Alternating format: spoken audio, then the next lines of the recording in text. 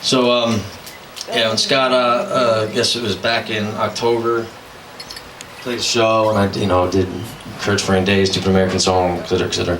And he said, that was a great song. You know what I want is a month from now, I want you to come in here and do a half an hour of all new stuff. And so, he said, of all stuff I've never heard before. I said, I'll do you better. I'll write all new shit from between today and that date. So I showed up at that show with 2 new songs and a bunch of covers.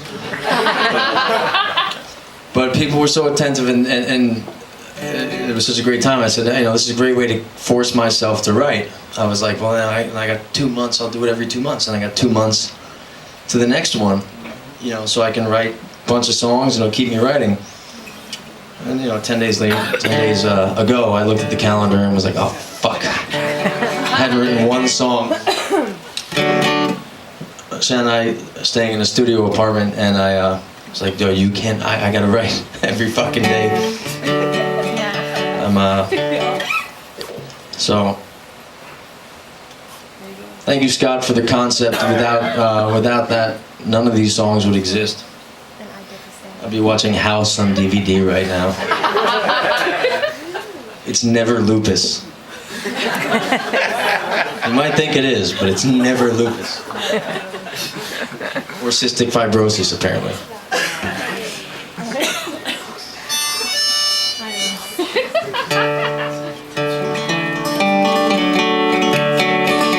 So before the last show, my father was giving me shit about I need to make my songs more accessible,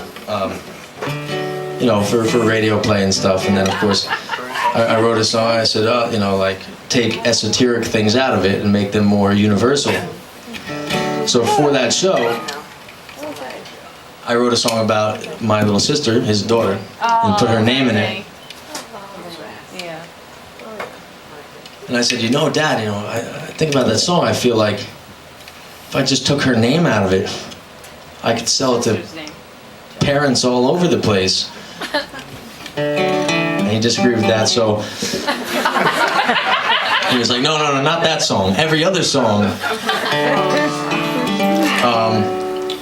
So initially when I was writing these songs, all of them had names in them to completely exclude them from being accessible to everyone.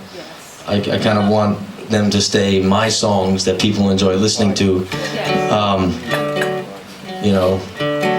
instead of wanting to twist them to their own fucked up situations.